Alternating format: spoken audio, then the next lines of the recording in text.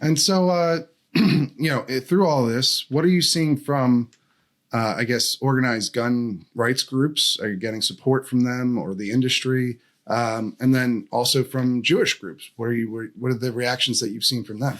So interestingly, none of the big groups have really reached out to me. I'm sure if I reached out to them, especially like Gun Owners of America, I'm sure if I reached out to Eric Pratt, he would, throw his support behind me. I have no doubts. But what I have seen, there's one guy named Patrick Collins out in Atlanta. He has a website called The Gun Food. He's a wholesaler. He sent me 1,000 rounds that I can help train people. Phoenix Ammunition is sending me a bunch of ammo that I can help train people. So there are definitely groups out there who are backing me. The local range that I use is called, and I'm going to definitely give them a shout out for anyone in Texas here, called Mr. Guns in Plano. They have absolutely opened up their doors to the Jewish community. If I take them shooting, if I come in with a client to train them, they actually have a deal in their system called the Pew Pew Jew deal that is, it pays for the lane fee, unlimited handgun rentals, and 100 rounds for $50, which is a great price. So they've opened their doors to me and helping me and allowing me to bring people there to train and not charging me to use a lane.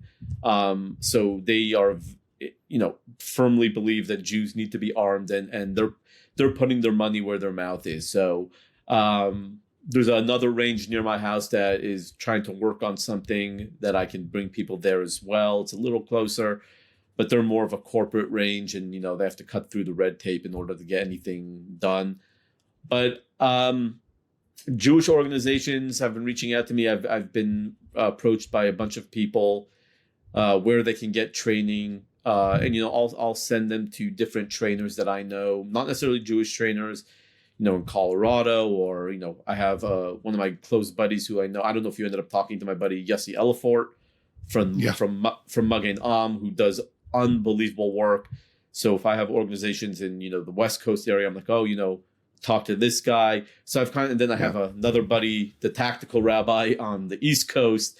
So I've just been kind of wheeling and dealing and just getting people connected with gun industry folks who like I said, you've seen me grow from an obscure nobody with my first book to now actually being a real brand and having a good reputation in the industry. And I'm now utilizing all of that networking I've done for the last 7 years to help Jews arm themselves and learn and train and get educated.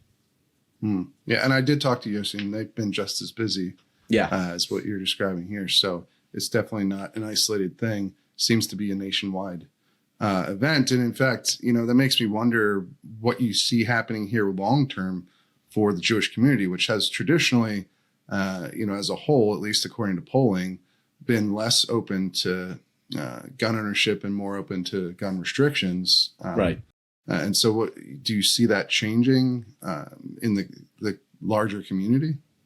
So Jews have a uncanny ability of deciding something, and again, it is what it is. Facts, as Ben Shapiro says, facts don't care about your feelings. But what I've seen in the past is an attack will happen. There will be an incredible amount of interest to pick up a firearm, learn to use it, train, get educated, and again possibly carry. And then within a week, things begin to die down, and so does that urge to pick up a gun. In this case, I have yet to see it die down. There is still a big interest.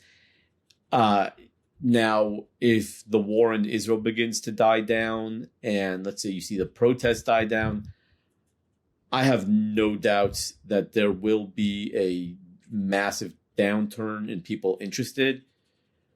But who knows, right? Like, again, I'm 39. I've never. This is an unprecedented time in my life. In my lifetime, I have never seen anything like this, and I hope that that it doesn't slow down. I hope people finally realize that, hey, this keeps on happening. We were completely caught off guard. I mean, look, Israel was caught off guard, and even as American Jews, we were caught off guard. I mean, I know I wasn't. I've been preparing forever, but when I say just in general, American Jews have been caught off guard, and I really hope that there's no, that it doesn't slow down with people saying, hey, it's slowed down in Israel. We don't see as many protests now, so maybe we don't need it really. I hope they're like, no, we saw what happened. It's important that we begin to train so that we aren't caught off guard in the future.